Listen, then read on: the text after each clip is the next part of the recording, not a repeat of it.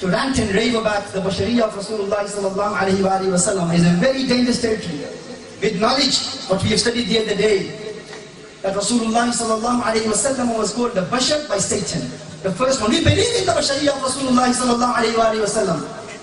We believe that's part of our cardinal doctrine, our Aqidah. We believe Rasulullah sallallahu alayhi wa sallam is a Bashar.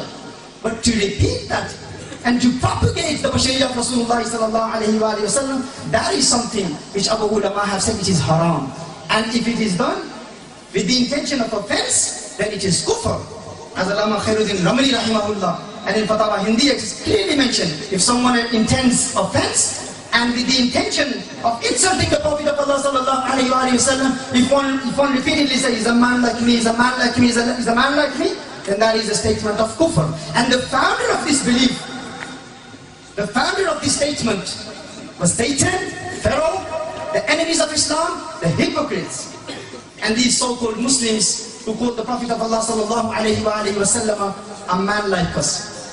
So with knowledge that the founder of this belief was Satan, we Muslims must unite and stand together against these evil forces that aim to sabotage the fabric of Islam. Rasulullah sallallahu alayhi wa sallam, our beloved sallallahu alayhi wa sallam, over the centuries, Rasulullah sallallahu alayhi wa sallam has been besmirched, scandalized and disparaged by the enemies of Islam. And the root cause of this is these so-called Muslims who say Rasulullah sallallahu alayhi wa sallam is only a man like us, nothing but a man like us. The enemies of Islam have insulted the Prophet of Allah sallallahu alayhi wa sallam because of these statements made by these so-called Muslims. If it wasn't for them, it is their statements which have liberated the tongues of the enemies and gave them the freedom to vilify and to debase the beloved of Allah sallallahu alayhi wa sallam.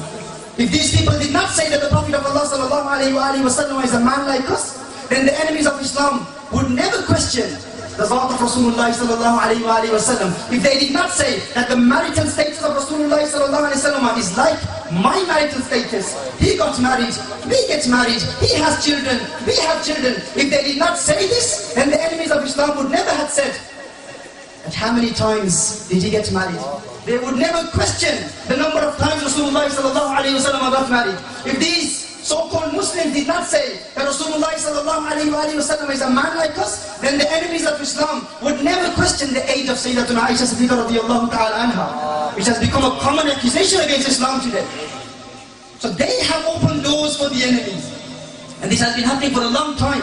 In the 15th century, the famous French draftsman, he insulted the Prophet of Allah sallallahu alayhi wa sallam. He depicted Dante in his Divine Comedy, he insulted the Prophet of Allah sallallahu alayhi wa sallam. And the French draftsman, he insulted the Prophet of Allah sallallahu alayhi wa sallam by depicting a picture of Rasulullah sallallahu alayhi wa sallam being punished with Mawla Ali karramallahu wajhahul kareem. Astaghfirullah al-azim, ma'azallah. And also, his name was, I think these brothers are from Paris, they've probably heard of him, Gustave Doré. This became a big issue. He insulted the Prophet of Allah sallallahu alayhi wa sallam. And this had not happened once. Even the Danish, the newspapers,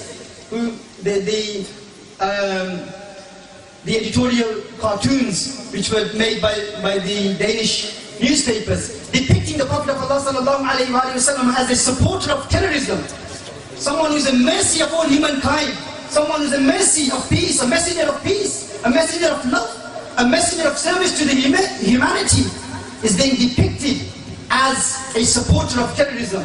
And then today, nowadays in Pakistan, when the blasphemy law is being questioned, and people are criticizing the blasphemy law, these young people in Pakistan, these modernists and these so-called enlightened Muslims, are criticizing the blasphemy law of Pakistan. Why are they doing this? It is because of the statements made by these people. They say, you Muslims are saying this. People who claim to be Muslims, people who read the La ilaha illallah Muhammadur Rasulullah sallallahu alayhi wa sallam, they are saying this. So I want to make this clear tonight in tonight's convention, that these vile and offensive pursuits to liken the beloved of Allah sallallahu alayhi wa sallam with a simpleton or an ordinary man. These are the root causes of the insults of the enemies of Islam. It has always been the belief of the entire Ummah of Rasulullah sallallahu alayhi wa sallam that there was no one, there is no one, and there will never be anyone like the beloved of Allah sallallahu alayhi wa sallam.